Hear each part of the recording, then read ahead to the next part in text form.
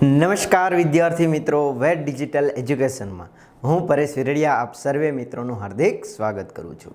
મિત્રો, આજે આપણે જોવાના છીએ ધોરણ 10 વિષય સામાજિક વિજ્ઞાન, જેમના પાઠ 4નું સ્વાધ્યાયનું સંપૂર્ણ અને પરફેક્ટ સોલ્યુશન જોવાના છે. તો મિત્રો, આપણે ચાલુ કરીએ. મિત્રો, સ્વાધ્યાયના સોલ્યુશનનો પ્રથમ પ્રશ્ન કે પ્રશ્ન નંબર 1 છે, એની સૂચના છે કે ભાઈ નીચેના પ્રશ્નોના સવિસ્તાર ઉત્તર લખો. મિત્રો, આગળ વધીએ એ પહેલાં ચેનલમાં ન હોય તો ચેનલ સબસ્ક્રાઈબ કરી દેજો, કેમ કે આપણી ચેનલમાં આવી રીતના બધા જ ચેપ્ટરના સ્વાધ્યાયના સોલ્યુશન મૂકેલા છે, તો એ પણ તમે ત્યાંથી પ્લેલિસ્ટમાં જઈને જોઈ શકો છો. તો વાત કરીએ, પહેલો પ્રશ્ન આપેલો છે કે ભાઈ ભારતમાં વેદ કેટલા છે અને કયા કયા છે તે સમજાવો. અથવા તો આનંદ પ્રશ્ન આપણને બોર્ડમાં કઈ રીતના પૂછાઈ શકે, તો વેદ કેટલા છે, કયા કયા, દરેકની ટૂંકમાં માહિતી આપો. તો આપણે વેદ કેટલા છે, કયા કયા છે, અને બધા વિશે થોડી થોડી માહિતી દેવાની છે. તો વાત કરીએ, સૌપ્રથમ વેદો 4 છે. વેદો કેટલા છે ભારતમાં? 4. પહેલો છે ઋગ્વેદ, જે સૌથી જૂનો છે, પછી યજુર્વેદ, પછી સામવેદ અને અથર્વવેદ. એટલે કે 4 વેદો છે. કયા કયા? ઋગ્વેદ, યજુર્વેદ, સામવેદ અને અથર્વવેદ. નેક્સ્ટ જોઈએ, વાત કરીએ આગળ ઋગ્વેદ વિશે. તો કે ઋગ્વેદ ભારતીય સાહિત્યનો પ્રાચીનતમ અને 10 ભાગોમાં વહેંચાયેલો અદ્ભુત ગ્રંથ છે. તો સૌથી જૂનો ગ્રંથ કયો છે? તો કે ઋગ્વેદ છે. એમાં કુલ 1028 ઋચાઓ, જેને સૂક્તો પણ કહેવાય છે, એમાંથી મોટા ભાગની ઋચાઓ દેવોને લગતી સ્તુતિઓ, એટલે દેવોના સ્તુતિ, એક પ્રકાર વખાણ જોવા મળે છે. આ સ્તુતિમાં યજ્ઞ પ્રસંગે કરવામાં આવતી હોય તેમાંથી ઉષાને સંબોધન કરતી કેટલીક સ્તુતિઓ પણ મનમોહક જોવા મળે છે, એટલે મનને મોહી જાય એવી જોવા મળે. પછી યજુર્વેદની વાત કરીએ તો યજુર્વેદ યજ્ઞ વેદ કહેવાય છે, એટલે કે યજ્ઞનો વેદ કહેવાય. તે ગદ્ય અને પદ્ય સ્વરૂપમાં છે. ગદ્ય એટલે લખાણ અને પદ્ય એટલે કાવ્યના સ્વરૂપમાં પણ જોવા મળે. તેમાં યજ્ઞના મંત્રો, યજ્ઞની ક્રિયાઓ અને વિધિઓ દર્શાવવામાં આવી છે. સામવેદની વાત કરીએ તો ઋગ્વેદની ઋચાઓનું ગાન કરવાની વિધિ, એટલે કે એક સંગીત માટે જાણીતી છે. આમાં શ્લોકો, રાગ કે લય ગાવા માટેની આવે છે, અને તેથી સામવેદને સંગીતની ગંગોત્રી કહેવાય છે. એક ગુણનો સવાલ. જો આમાં વેદમાંથી મિત્રો ઘણા પ્રશ્નો પૂછાય છે. એક ગુણમાં વેદ કેટલા છે, કયા કયા, નીચેનામાંથી કયો નથી. આ સિવાય બીજો પ્રશ્ન પૂછાય, સૌથી જૂનો વેદ કયો, સંગીતની ગંગોત્રી કઈ કહેવાય. તો આ બધા આપણા પ્રશ્નો એક ગુણમાં પૂછાય તો આપણે ધ્યાનમાં રાખવું પડે. અને અથર્વવેદમાં અનેક પ્રકારના કર્મકાંડો અને સંસ્કારોનું વર્ણન પણ કરાયેલું છે. હવે મિત્રો, સતત ઘણા વિદ્યાર્થીઓની કોમેન્ટ હોય છે કે સર, આપણે આ જે પણ કંઈ મટીરિયલ છે એમની PDF જોઈતી હોય તો ક્યાંથી મળશે? તો આ વિડીયોની ડિસ્ક્રિપ્શનમાં આપણી એપ્લિકેશનની લિંક છે. એપ્લિકેશનની વાત કરું છું, અથવા તો પ્લે સ્ટોરમાં જશો, જ્યાં તમે વોટ્સઅપ, ગેમ, ઇન્સ્ટા, ખબર છે ને, હા, એ ડાઉનલોડ કરો છો, એટલે ત્યાંથી તમે સર્ચ કરશો વેટ ડિજિટલ એજ્યુકેશન, તો આપણા લોગાની જ એપ્લિકેશન આવી જશે. તે એપ્લિકેશન તમે છે એ ડાઉનલોડ કરી લેશો. પછી તો કે મોબાઈલ નંબર વેરિફિકેશન છે. સામાન્ય ઘણા વિદ્યાર્થીઓ અહીંયા અટવાઈ જતા હોય છે, કશું છે નહીં. મોબાઈલ નંબર વેરીફાઈ કરીને તમારું નામ નાખવાનું, જેથી કરીને પાછળથી બીજી વખત તમે એને યુઝ કરી શકો. ઓકે, એ કર્યા પછી આવી રીતના હોમ બટન આવશે, અને એમાં નીચે અલગ અલગ મેનુ હશે. નીચેની તરફ આ હોમ પહેલું છે, અને ત્રીજું વચ્ચે છે સ્ટોર છે. શું છે? STORE. આ સ્ટોર છે, એમાં ક્લિક કરશો એટલે આવી રીતના દરેક ચેપ્ટરની, સમાજના 21 ચેપ્ટરની, આ સિવાય તો કે વિજ્ઞાન વિષયના બધા જ ચેપ્ટર, જે 16 ચેપ્ટર તમારા આવે છે એની PDFઓ છે. આ સિવાય તો કે મોસ્ટ IMP પેપર સોલ્યુશન, એમની PDFઓ પણ ત્યાં મળી જશે. તો આવી રીતના તમામ ધોરણોનું એ તમારા મટીરિયલ ત્યાં હશે, ખાસ કરીને 9, 10, 11, 12. એટલે આ સિવાય તો કે બાકીના તમામ ધોરણોના વિડીયો આપણી ચેનલમાં છે, તો ત્યાં તમારા ભાઈ બહેન કે સગા સંબંધી હોય તો એને અવશ્ય જાણ કરજો, જેથી કરીને એ લોકો પણ માહિતી મેળવી શકે. અને PDF તમે આવી રીતના છે એ ડાઉનલોડ કરી શકો, એટલે કે આવી રીતના PDF છે તમે જોઈ શકો છો, મેળવી શકો છો બધા જ ધોરણ એટલે બધા જ વિષયોની. નેક્સ્ટ પ્રશ્ન જોઈએ 2, તક્ષશિલા વિદ્યાપીઠ વિશે નોંધ લખો. તો વાત કરીએ, તક્ષશિલા વિદ્યાપીઠ હાલના પાકિસ્તાનમાં આવેલ રાવલપિંડીની પશ્ચિમમાં આવેલી છે. તક્ષશિલા પ્રાચીન ગાંધાર પ્રદેશની રાજધાનીનું શહેર હતું. તક્ષશિલા જે પ્રાચીન સમયમાં ગાંધાર જે પ્રદેશ હતો એનું રાજધાની હતી. સાતમા સવકામાં એટલે સદીની આસપાસ તે ભારતના મહત્ત્વના વિદ્યા કેન્દ્રો તરીકે પણ જાણીતી બની. એટલે 7મી સદીમાં એનું ખૂબ જ નામના થઈ ગયેલી એવું કહેવાય. એક દંતકથા એટલે કે મૌખિક વાર્તા પ્રમાણે જોઈએ તો કે રઘુવંશી જે ભગવાન રામના ભાઈ ભરતના પુત્ર તક્ષ નામ પરથી આ સ્થળનું નામ તક્ષશિલા પડ્યું હોય એવી માન્યતા છે. એટલે એવી કોઈક વાયકા છે, લોકવાયકા જોવા મળે છે કે રામના ભાઈ ભરત છે એના પુત્ર જે તક્ષ છે એની પરથી નામ પડ્યું હોય તક્ષશિલા એવું કહી શકાય. તક્ષશિલાના વિદ્યાપીઠમાં વેદ, શસ્ત્રક્રિયા, ગજવિદ્યા, ધનુર્વિદ્યા, વ્યાકરણ, તત્વજ્ઞાન, યુદ્ધવિદ્યા, ખગોળશાસ્ત્ર, જ્યોતિષશાસ્ત્ર વગેરે કુલ 64 પૂછાઈ ગયેલો પ્રશ્ન છે આગળની બોર્ડમાં. તક્ષશિલામાં કેટલી વિદ્યાઓનું જ્ઞાન આપવામાં આવતું? તો કે 64 વિદ્યાઓનું જ્ઞાન આપવામાં આવતું. આ સિવાય વારાણસી, રાજગૃહ, મિથિલા, ઉજ્જૈન વગેરે દૂરના શહેરોમાંથી વિદ્યાર્થીઓ આ વિદ્યાપીઠમાં ભણવા માટે આવતા, અભ્યાસ કરવા માટે આવતા. ભગવાન બુદ્ધના શિષ્ય જીવકે આ વિદ્યાપીઠમાં આયુર્વેદનું શિક્ષણ લીધું હતું. જો ભગવાન બુદ્ધના જે શિષ્ય હતા, કોણ? જીવક. એમણે પણ આ વિદ્યાપીઠમાં છે એ શું લીધું હતું? આયુર્વેદનું જ્ઞાન લીધું હતું. અર્થશાસ્ત્રના રચયિતા અને રાજનીતિજ્ઞ એવા કૌટિલ્ય, મૌર્ય વંશના સ્થાપક ચંદ્રગુપ્ત મૌર્ય, કૌશલના રાજા પ્રસેનજીતે, આ સિવાય વ્યાકરણશાસ્ત્રી પાણિનીએ આ બધાએ વિદ્યાપીઠમાં શિક્ષણ લીધું હતું. એટલે કે આ જે મહત્ત્વના વ્યક્તિઓ છે એ બધાએ ક્યાં અભ્યાસ કર્યો હતો? તો કે તક્ષશિલામાં અભ્યાસ કર્યો હતો. તક્ષશિલા વિદ્યાપીઠમાં વિદ્યાર્થીઓને તેની પસંદગી અને રસના વિષય આપવામાં આવતા.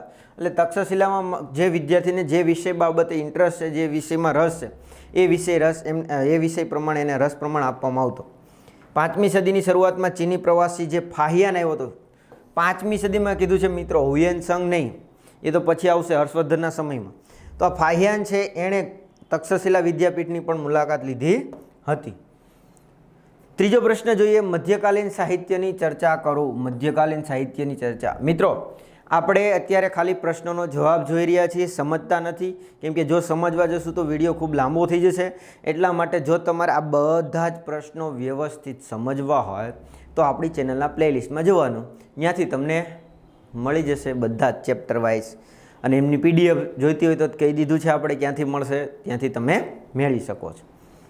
વાત કરીએ મધ્યયુગમાં આરંભમાં જ ઉત્તર ભારતમાં સંસ્કૃત ભાષાનું સાહિત્ય છે એ રચાવા લાગ્યું હતું.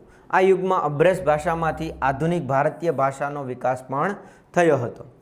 મધ્યયુગ દરમિયાન દ્રવિડ કુળની ભાષાઓમાં ઘણું તમિલ સાહિત્ય રચાયું હતું. જો ખાસ યાદ રાખજો, મધ્યયુગ દરમિયાન દ્રવિડ કુળની ભાષામાં કયું રચાણું હતું? તમિલ સાહિત્ય. આ સમય દરમિયાન તેલુગુ ભાષાના રામાયણ અને મહાભારતનું ભાષાંતર થયું, તેમજ વ્યાકરણ ગ્રંથો, વિજ્ઞાન વિષયક ગ્રંથો, કેટલાક લૌકિક સાહિત્યના ગ્રંથો પણ રચાયા હતા. મધ્યયુગમાં મલયાલમ ભાષામાં સાહિત્ય રચવાનું શરૂ થયું હતું અને દિલ્હી સલ્તનત કાળ દરમિયાન હિન્દી ભાષાને 2 સ્વરૂપમાં એટલે કે વ્રજ અને ખડી બોલીઓના અનેક ભક્તિ ગીતો છે એ રચાયા હતા. રાજસ્થાની ભાષામાં આલ્હા, ઉદલ, બિસલદેવરાય, રાસો નામના છે એ પ્રખ્યાત વીરગાથાઓ પણ રચાણા હતા. અને મુલ્લા દાઉદરી ચંદ્રાયન અવધ ભાષાનો સૌથી જૂનો ગ્રંથ ગણવામાં આવે છે. એટલે મિત્રો આમાં અઢળક એક ગુણના પ્રશ્નો આપણે પૂછાઈ શકે એવા છે, એટલે ધ્યાન રાખશું. જોકે આ જ સમય દરમિયાન પ્રાચીન ગ્રંથો, ભારતના ભાષ્ય ગ્રંથો એટલે કે ટીકા ગ્રંથો સંસ્કૃત ભાષામાં પણ રચાણા હતા.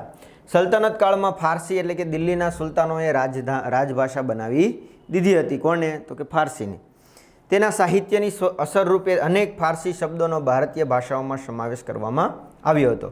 કબીર જેવા ભક્તિ માર્ગના અનેક સંત કવિઓએ લોક ભાષાઓનો ઉપદેશ છે એ આપ્યો હતો. કયા? તો કે કબીર વ્યક્તિ. કબીરના દોહરા લોક સાહિત્યમાં તરીકે જાણીતા બન્યા છે. આ સિવાય કબીરની રચનાઓને મુખ્યત્વે સંધુકડી તરીકે લોકબોલીમાં જોવા મળે છે. આ સમયમાં અવધી ભાષાના મલિક મોહમ્મદ જાયસીએ પદ્માવત, ખાસ યાદ રાખજો, જે મૂવી ઓલરેડી છે ને, હા, મલિક મોહમ્મદ જાયસીએ આ પદ્માવત નામનું છે મહાકાવ્ય લખ્યું હતું અને સંત તુલસીદાસે રામચરિત માનસ નામનો પ્રસિદ્ધ ગ્રંથ લખ્યો હતો. પૂછાઈ ગયેલો પ્રશ્ન છે, રામચરિત માનસ કોણે લખેલું છે? તો કે તુલસીદાસે લખેલું છે. બંગાળના સુલતાનોનું પ્રોત્સાહન મળવાથી બંગાળમાં કૃતિવાસે રામાયણ, કવિ ચંડીદાસે ગીતો અને સંત ચૈતન્ય ભક્તિ ગીતો રચાયા હતા. નરસિંહ મહેતાએ ગુજરાતી ભાષામાં અને નામદેવ અને તથા એકનાથે મરાઠી ભાષામાં તેમજ મીરાબાઈએ રાજસ્થાની અને ગુજરાતીમાં પ્રખ્યાત ભક્તિપદો પણ લખ્યા હતા. નરસિંહ અને મીરા તો તમને ખ્યાલ જ છે. કાશ્મીરમાં જૈનુલ અબીદના આશ્રયે મહાભારત અને રાજતરંગીણી જેવા સંસ્કૃત ગ્રંથોનું ફારસીમાં અનુવાદ કરવામાં આવ્યો હતો. અને વિજયનગરના મહાન સમ્રાટ કૃષ્ણદેવરાયે આ મુક્ત માલ્યદા પૂછાઈ ગયેલો પ્રશ્ન છે બોર્ડમાં. આ મુક્ત માલ્યદા જે નામનો ગ્રંથ છે એ રચ્યો હતો. આ સિવાય મુગલ બાદશાહ બાબરે કયું લખ્યું હતું? તો કે તુજકે બાબરી. બાદશાહ જહાંગીરે તુજકે જહાંગીરી નામની આત્મકથાઓ તુર્કી ભાષામાં લખી હતી. હુમાયુની બહેન નામ શું હતું? ગુલબદન બેગમે હુમાયુની આત્મકથા હુમાયુ નામા લખાવી હતી. તો આ બધું છે એના સમય લખાણો. આ સિવાય સાહિત્યમાં બાદશાહ અકબરના સમયમાં અબુલ ફઝલે ફારસી ભાષામાં આઈને અકબરી નામનો ઐતિહાસિક ગ્રંથ લખ્યો. તેમજ તેમણે અકબરની આત્મકથા અકબરનામા લખી હતી. જો અકબરની એક આત્મકથા છે એ અકબરનામા છે. આઈને અકબરી છે એટલે એમાં શું છે? તો કે અકબરની વહીવટી તંત્ર કેવું હતું, એટલે કહી શકાય નીતિ વિષયક અથવા રાજ લગતો રાજકારણને લગતો એક ગ્રંથ કહી શકાય. તો એવો ગ્રંથ છે એ બે લખાયા હતા. કોના સમયમાં? તો કે અકબરના સમયમાં. આ સિવાય અબુલ ફઝલ જે અકબરના નવરત્ન હતા દરબારમાં એમાંનો આ, અને એનો ભાઈ હતો ફૈઝી. એણે ફારસી ભાષામાં મહાન કવિ હતો. તેણે અનેક સંસ્કૃત ગ્રંથોમાં ફારસીમાં અનુવાદ કર્યા. એટલે કે જે આપણા પૌરાણિક ગ્રંથો જે સંસ્કૃતમાં છે એનું ફારસીમાં અનુવાદ કરી નાખ્યો હતો. અને અકબરે સંસ્કૃત ગ્રંથોના અનુવાદ કરવા માટે એક અલગ ખાતાની રચના કરાવી હતી. જો એટલે એક અલગ ડિપાર્ટમેન્ટ બનાવી દીધો. ભાઈ એનું કામ શું? તો કે એણે આ જ કામ કરવાનું કે જે પણ ગ્રંથો છે એને શું કરવાના? સંસ્કૃતમાંથી ફારસીમાં અનુવાદ કરવાના. અકબરના સમયમાં ઇતિહાસમાં અનેક ગ્રંથો રચાયા હતા. છેલ્લો મુગલ બાદશાહ બહાદુર શાહ જફરે ઉર્દુ ભાષાનો પણ કવિ હતો. એટલે મુગલોમાં જે છેલ્લો હતો એ પણ એક ઉર્દુ ભાષાનો સારો એવો કવિ હતો. અને મધ્યયુગ દરમિયાન ઉર્દુ ભાષાનો જન્મ થયો, જે ભાષા સાહિત્યની એક મહત્ત્વની ઘટના ગણાય છે. અને આ ભાષામાં વલી, મીરદર્દ, મીરતકી, મીર નઝીર અકબરાબાદી, અસદુલ્લા ખાન, ગાલિબ વગેરે મહાન કવિઓ થઈ ગયા. એટલે આ બધા નામ થોડાક વિચિત્ર છે, થોડાક ધ્યાન રાખવાના. ચાલો, 18મી સદી દરમિયાન ઉર્દુ ગ્રંથો લખાયા, જેમાં મુહમ્મદ હુસૈને આઝાદનો છે એ દરબારે અકબરી એક મહત્વનો ગ્રંથ ગણવામાં આવે છે. નેક્સ્ટ જોઈએ પ્રશ્ન નંબર 2. નીચેના પ્રશ્નોના ઉત્તર મુદ્દાસર લખો. મિત્રો, આ જે પ્રશ્ન જોયો એ ખૂબ જ મહત્વનો છે. કેવી રીતના? તો કે આપને સીધો પ્રશ્ન પૂછાવાની શક્યતા બહુ ઓછી છે, પણ એમાંથી એક ગુણના અઢળક પ્રશ્નો પૂછાઈ શકે છે. એટલે તમારે 2 થી 3 વખત વ્યવસ્થિત એને જોઈ લેવો, જેથી કરીને તમે સારી રીતના એ પ્રશ્ન કવર કરી શકો. વાત કરીએ પ્રશ્ન નંબર 2નો. એક પહેલો છે કે વલ્લભી વિદ્યાપીઠ વિશે માહિતી આપો. અથવા તો આનંદ પ્રશ્નો કઈ રીતના પૂછી શકે કે ટૂંકનો લખો વલ્લભી વિદ્યાપીઠ. મિત્રો, આપણે અહીંયા સ્વાધ્યાયના પ્રશ્નો છે એને જ લઈએ છીએ, પણ એને રિલેટેડ કોઈ બીજો એની પ્રશ્ન પૂછાતો હોય તો આ પેટર્નમાં પૂછાતો હોય તો તમને ખ્યાલ આવે કે ભાઈ આ રીતના પણ આ પ્રશ્ન પૂછાઈ શકે. એટલા હેતુથી આપણે 1, 2, 3 સવાલ જે પણ બનતા હોય બનાવવાનો પ્રયત્ન કરીએ છીએ. તો તમે જો આ બંને પ્રશ્ન પૂછાય તો તમારે આ જ જવાબ લખવાનો થાય. એટલે આ રીતના તમને એક હિટ મળે એ હેતુથી આપણે કરીએ છીએ. ચાલો નેક્સ્ટ. તો વાત કરીએ જવાબની. તો કે વલ્લભી વિદ્યાપીઠ ઈસવીસન 7મી સદીમાં ગુજરાતની પ્રસિદ્ધ શિક્ષણ કેન્દ્ર છે એ જોવા મળતું હતું. ક્યાં આવેલું છે? તો કે ભાવનગર પાસે આવેલું વલ્લભીપુર એ સમયે મૈત્રક વંશના, કયો વંશ હતો? મૈત્રક વંશના તત્કાલીન શાસકોએ ની રાજધાનીનું નગર તેમજ ધીકતું એક આંતરરાષ્ટ્રીય બંદર હતું. આંતરરાષ્ટ્રીય બંદર પણ જોવા મળતું. નેક્સ્ટ, વલ્લભીપુરને પ્રસિદ્ધ વિદ્યાધામ બનાવવામાં મૈત્રક રાજાઓએ અને શ્રીમંત નાગરિકોએ શ્રેષ્ઠીઓએ ફાળો ખૂબ આપ્યો હતો, અથવા તો એનો મોટો ફાળો જોવા મળે. વલ્લભીના મૈત્રક રાજાઓએ આ વિદ્યાપીઠના મોટા આશ્રયદાતાઓ હતા. તેઓ બૌદ્ધ ધર્મી નહોતા, સનાતની છે એ હતા, છતાં તેઓ વિદ્યાપીઠને દાન કરતા હતા અને દાનમાંથી વિદ્યાલયોનો નિભાવ થતો હતો. એટલે અહીંના શાસકો કોઈ બૌદ્ધ ધર્મી નહોતા, પણ સનાતન ધર્મી. એટલે સનાતન એટલે કોઈ વિશેષ એક ધર્મનું મહત્ત્વ નહીં, બધા ધર્મ એના માટે સરખા. એટલે આ લોકોને દાન આપવા માટે આવતું વિદ્યાલયને, એટલે વિદ્યાલયનો છે એ શું થતો? નિભાવ થતો. વલ્લભી વિદ્યાપીઠમાં હજારો બૌદ્ધ સાધુઓ, બ્રાહ્મણ વિદ્યાર્થીઓ તેમજ દેશ વિદેશમાંથી અનેક વિદ્યાર્થીઓ ઉચ્ચ અભ્યાસ માટે આવતા. એટલે કે વલ્લભી વિદ્યાપીઠ છે એમાં બહુ જ સાધુ સંતો રહેતા, બ્રાહ્મણો અને દેશ વિદેશમાંથી ઘણા વિદ્યાર્થીઓ જોવા મળતા, એટલે કે અહીં અભ્યાસ કરવા આવતા. એ સમયે વલ્લભી વિદ્યાપીઠમાં બૌદ્ધ ધર્મની હીનયાન પંથનું કેન્દ્ર હતું. કયા પંથનું? હીનયાન પંથનું કેન્દ્ર હતું. અહીં બૌદ્ધ ધર્મ ઉપરાંત બીજા ધર્મનું પણ શિક્ષણ આપવામાં આવતું હતું. બૌદ્ધ ધર્મ સિવાય કઈ ધર્મનું શિક્ષણ આપવામાં આવતું? તો કે બીજા ધર્મનું પણ શિક્ષણ આપવામાં આવતું. સાતમા સૌકામાં, એટલે કે સાતમા સૌકા એટલે કે સદીમાં મધ્યમાં બૌદ્ધ વિદ્વાનોએ સ્થિરમતી અને ગુણમતી વિદ્યાના આ વિદ્યાપીઠના પ્રસિદ્ધ આચાર્યો હતા. કોણ? સ્થિરમતી અને ગુણમતી. અહીંના પ્રખ્યાત વિદ્વાનોના નામ વિદ્યાપીઠના દરવાજા ઉપર પણ લખવામાં આવતા. એટલે કે જે પ્રસિદ્ધ હોય એના બધા એના નામ ક્યાં લખવામાં આવતા? દરવાજા ઉપર, એના દરવાજા ગેટ ઉપર લખવામાં આવતા. આ વિદ્યાપીઠમાં અભ્યાસ પૂરો કરનાર વિદ્વાનોની રાજ્યના ઊંચા હોદ્દા પર નિમણૂક થતી. એટલે કે જે આમાં ભણી લે એ બધાની નિમણૂક ઊંચા હોદ્દા ઉપર થતી. વલ્લભી વિદ્યાપીઠ તેની વિશિષ્ટ શિક્ષણ પ્રણાલીને કારણે ભારત અને વિશ્વમાં પ્રસિદ્ધ હતી. ખાલી ભારતમાં નહીં, ભારત તેમજ વિશ્વમાં પ્રસિદ્ધ હતી. અને અહીંની મોટા ભાગે દરેક વસ્તુનું શિક્ષણ આપવામાં આવતું. તે ખરેખર આંતરરાષ્ટ્રીય વિદ્યાપીઠ હતી. આંતરરાષ્ટ્રીય એટલે વિદેશની એક પ્રકારે કંઈ મહત્ત્વની કહી શકાય, જ્યાં દેશ વિદેશના લોકો અહીંયા ભણવા આવતા. ચીની પ્રવાસી ઇત્સિંગે લખ્યું છે કે વલ્લભી વિદ્યાપીઠ પૂર્વ ભારતની પ્રસિદ્ધ શૈક્ષણિક સંસ્થા નાલંદા સાથે સ્પર્ધા કરતી હતી. તે નાલંદા જેટલી જ ખ્યાતિ ધરાવતી હતી. જો ઇત્સિંગ જે છે ચીની મુસાફર, એણે લખ્યું છે કે વલ્લભી વિદ્યાપીઠ છે ને એ પૂર્વમાં છે ને પશ્ચિમમાં કઈ છે? તો કે આપણે કઈ દિશામાં છે? ભારતમાં પશ્ચિમમાં આપણે છે, પણ હા નાલંદા ક્યાં છે? તો કે પૂર્વમાં.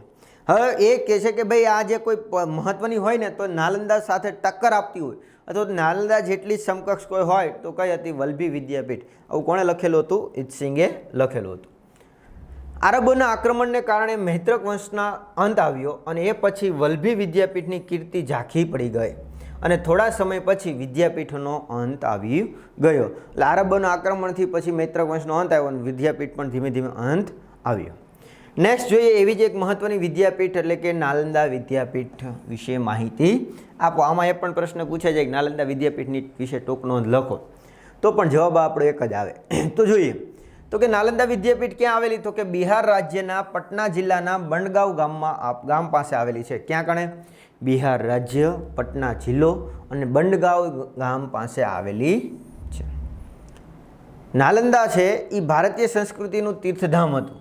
તે બૌદ્ધ ધર્મનું કેન્દ્ર હતું અને 5મી સદીમાં કુમારગુપ્ત રાજાએ અહીં એક વિહાર બંધાવ્યું હતું. એટલે અહીંયા એમ કહી શકાય કોણ હતું મહત્ત્વનું યોગદાન હતું? તો કે ગુપ્ત વંશના શાસકો એવા કુમારગુપ્તનું યોગદાન જોવા મળે. મહાવીર સ્વામીએ અહીં 14 ચાતુર્માસ કર્યા હતા. તેથી તે જેને જૈન ધર્મનું તીર્થ બન્યું હતું. 14 ચાતુર્માસ. ચાતુર્માસ એટલે જે ખાસ કરીને ચોમાસા દરમિયાન આપણે આવે કે હા કહી શકાય અષાઢ સુદ 11, અષાઢ સુદ 11થી કારતક સુદ 11 સુધીનો જે સમયગાળો છે 4 મહિનાનો, એ સમયગાળા દરમિયાન છે એને શું કહેવાય? ચાતુર્માસ કહી શકાય. તો અહીંયા 14 મહાવીર સ્વામીએ કેટલા ગાળેલા? 14 ગાળેલા એવું કહી શકાય. ઈસુની 5મી થી 7મી સદી દરમિયાન નાલંદા વિદ્યાપીઠ શિક્ષણધામ તરીકે છે એ ખૂબ પ્રસિદ્ધ હતી. દેશ પરદેશથી અનેક વિદ્યાર્થીઓ અહીં અભ્યાસ કરવા આવતા અને સંશોધન પણ કરતા. આ વિદ્યાપીઠમાં હજારો હસ્તલિખિત ગ્રંથોનું અમૂલ્ય ભંડાર હતા. અહીં વિશ્વના શ્રેષ્ઠતમ ગણાય એવા ગ્રંથાલયો હતા. અહીંના ગ્રંથાલય વિસ્તારને ધર્મગંજ નામ ઓળખાતો હતો. પૂછાઈ ગયેલો પ્રશ્ન છે, 1 ગુણનો સવાલ, મોસ્ટ ટાઈમ. નાલંદામાં જે ગ્રંથાલયનો વિસ્તાર છે એને કયા નામે ઓળખવામાં આવતું? તો કે ધર્મગંજ તરીકે ઓળખવામાં આવતું. 7મી સદીમાં ચીની પ્રવાસી યુએન સાંગે આ વિદ્યાપીઠમાં રહીને બૌદ્ધ ધર્મના શાસ્ત્રોનો અભ્યાસ કર્યો હતો. તો કે જ્યારે 7મી સદીમાં કોણ આવ્યો? 5મી સદીમાં આપણે આવી ગયું ઇત્સિંગ. તો આ 7મી સદીમાં જે કોણ આવેલો? તો કે હ્યુએન સાંગ. તો એમણે આ નાલંદા વિદ્યાપીઠમાં રહીને ત્યાં કયો બૌદ્ધ ધર્મનો અભ્યાસ કર્યો હતો. જ્યારે પેલો છે એ તક્ષશિલામાં ગયેલો, એટલે આ બંનેમાં કન્ફ્યુઝન ન થતા, આગળ ચર્ચા કરીએ પ્રમાણે તે ચીન પાછો ગયો ત્યારે 657 જેટલા હસ્તલિખિત ગ્રંથો પોતાની સાથે લેતો ગયો. કેટલા? 657 હસ્તલિખિત એટલે હાથેથી લખેલા ગ્રંથો એ અહીંથી લેતો ગયેલો. નાલંદા વિદ્યાપીઠમાં 7 મોટા ખંડો હતા. તેના આશરે 300 જેટલા વ્યાખ્યાન ખંડો હતા અને વિદ્યાર્થીઓને રહેવાના મઠો હતા. વિદ્યાર્થીઓના નિભાવ માટે દાન મળેલા. અનેક ગામોની આવકમાંથી વિદ્યાર્થીઓને રહેઠાણ, ભોજન અને વસ્ત્રો વિના મૂલ્યે પૂરા પાડવામાં આવતા હતા. એટલે કે 1 પણ રૂપિયાનો ચાર્જ લેવામાં આવતો ન હતો, ફ્રીમાં બધું આપવામાં આવતું. નાલંદા વિદ્યાપીઠમાં કયા કયા વિષયો આવતા? તો કે તત્વજ્ઞાન, શિલ્પકલા, મંત્રવિદ્યા, ન્યાય, વ્યાકરણ, તર્કશાસ્ત્ર, યોગશાસ્ત્ર વગેરે વિષયોનું તેમજ બૌદ્ધ ધર્મ અને વૈદ ધર્મનું શિક્ષણ આપવામાં આવતું. એટલે કે આ બધા વિષયો ઉપર છે એ ક્યાં અભ્યાસ થતા, કોર્સ કરવામાં આવતા. લગભગ 700 વર્ષ સુધી દેશ પરદેશના જ્ઞાનની અખંડ જ્યોત ફેલાવનાર નાલંદા વિદ્યાપીઠ આજે માત્ર ભગ્ન અવશેષો જ જોવા મળે છે. એ અવશેષો ભારતીય ભવ્ય સંસ્કૃતિનું પ્રતીત કરાવે છે. એટલે કે આ 700-800 વર્ષ સુધી દેશને વિદેશના વિદ્યાર્થીઓ અહીંયા ભણેલા, એવું કહી શકાય કે ભાઈ સારું એવું 700 વર્ષ સુધી બધાને જ્ઞાન આપ્યું. એવી આજે માત્ર આપણી પાસે ભગ્ન એટલે ખાલી પડી ગયેલા એના અવશેષો જોવા મળે છે. પણ આ જે અવશેષો ઉપરથી પણ કહી શકાય કે આ એક મહત્વનું એક કહી શકાય વિદ્યાનું ધામ એવું કહ્યું હતું નાલંદા વિદ્યાપીઠ. નેક્સ્ટ છે પ્રશ્ન નંબર 3. નીચેના પ્રશ્નોના જવાબ ટૂંકમાં લખો. પહેલું, યજુર્વેદ વિશે સમજૂતી આપો અથવા તો યજુર્વેદને ટૂંકમાં પરિચય આપો. બંનેમાંથી કોઈ પણ રીતના આપણે પ્રશ્ન પૂછાઈ શકે. તો કે યજુર્વેદને યજ્ઞનો વેદ કહેવાય. કયો? તો કે યજ્ઞનો. તે ગદ્ય અને પદ્ય સ્વરૂપે, લખાણ અને કાવ્ય સ્વરૂપે છે. તેમના યજ્ઞ વખતે બોલવામાં આવતા મંત્રો, ક્રિયાઓ અને વિધિઓનું વર્ણન કરવામાં આવ્યું છે. બીજો પ્રશ્ન જોઈએ, અથર્વવેદમાં કઈ માહિતી આપવામાં આવી છે? તો અથર્વવેદમાં અનેક પ્રકારના કર્મકાંડ, સંસ્કારોની માહિતી આપવામાં આવી છે. નેક્સ્ટ જોઈએ ત્રીજો, શ્રીમદ ભગવદ્ ગીતામાં કયા દાર્શનિક સિદ્ધાંતોનું વિવેચન છે? તો શ્રીમદ ભગવદ્ ગીતામાં જ્ઞાન માર્ગ, કર્મ માર્ગ અને ભક્તિ માર્ગ આ 3 મોક્ષ પ્રાપ્તિના દાર્શનિકો સિદ્ધાંતોનું વિવેચન છે. કયા કયા? જ્ઞાન માર્ગ, કર્મ માર્ગ અને ભક્તિ માર્ગ. નેક્સ્ટ જોઈએ પ્રશ્ન નંબર 4. નીચેના દરેક પ્રશ્નોના નીચે આપેલા વિકલ્પોમાંથી સાચો વિકલ્પ પસંદ કરી જવાબ લખો. પહેલું, ભારતીય સાહિત્યનો પ્રાચીનતમ ગ્રંથ ખાલી જગ્યા છે. કયો છે? Option A Rigveda, option B Yajurveda, option C Samaveda, option D Atharvaveda. આ તો મેં પહેલાં ચર્ચા કરી. કયો આવે? ઓપ્શન એ ઋગ્વેદ સૌથી પ્રાચીન ગ્રંથ ગણાય છે. નેક્સ્ટ જોઈએ, બૌદ્ધ સાહિત્ય કઈ ભાષામાં લખાયું છે? Option A Pali, option B Hindi, option C Brahmic, option D Gujarati. તો કઈ આવે મિત્રો? ઓપ્શન એ પાલી ભાષામાં બૌદ્ધ સાહિત્ય લખાયેલું છે. ત્રીજો જોઈએ, દ્રવિડ કુળની સૌથી જૂની ભાષા કઈ? Option A Tamil, option B Telugu, option C Kannada કે ઓપ્શન ડી મલયાલમ. તો કયો જવાબ આવશે? ઓપ્શન એ તમિલ ભાષા દ્રવિડ કુળની. યાદ રાખજો, પૂછાઈ ગયો અવારનવાર. તો તમિલ ભાષા છે એ દ્રવિડ કુળની સૌથી જૂની ભાષા ગણવામાં આવે છે. ચોથો પ્રશ્ન જોઈએ, કવિ ચંદબરદાયનો કયો પ્રસિદ્ધ ગ્રંથ છે એ હિન્દી સાહિત્યનો પ્રારંભિક ગ્રંથ કહેવાય? Option A Prithviraj Raso, option B Vikramadeva Charitra અને ઓપ્શન સી કવિરાજ માર્ગ અને ઓપ્શન ડી ચંદ્રયાન. તો કયો આવે મિત્રો? Option A Prithviraj રાસો.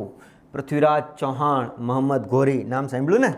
તો એ માહિતી આપને આપતો છે ગ્રંથ જોવા મળે છે. નેક્સ્ટ, મહર્ષિ પાણિનીનો મહાન ગ્રંથ કયો છે? પાણિનીનો. Option A Ashtadhyayi, option B Prithviraj Raso, option C Vikramadeva Charitra અને ઓપ્શન ડી ચંદ્રયાન. તો કયો આવે? Option A Ashtadhyayi. કયો આવશે મહર્ષિ પાણિનીનો? તો કે ઓપ્શન એ અષ્ટાધ્યાયી. તો મિત્રો અહીંયા આપણે પાઠ 4નો સંપૂર્ણ સ્વાધ્યાયની અને પરફેક્ટ આન્સરની સાથે સોલ્યુશનની ચર્ચા કરી. આવી રીતના મિત્રો આપણે બીજા ચેપ્ટરોના પણ સ્વાધ્યાયની ચર્ચા કરીશું અને વધારે માહિતી જોઈતી હોય તો તમે પાઠ પણ ત્યાંથી સમજી શકો. એના મોસ્ટ ટાઈમ બી પ્રશ્ન પણ આપણા પ્લેલિસ્ટમાં જઈને સમજી શકો છો અને તમારા જ્ઞાનમાં વધારો કરી શકો છો. તો આ વિડીયોમાં આપણે અહીં સુધી રાખીએ. ફરી મળીશું નવા વિડીયોમાં નવા ચેપ્ટર સાથે. ત્યાં સુધી રજા લઈએ. Thank you. જય હિન્દ, જય ભારત. અસ્તુ.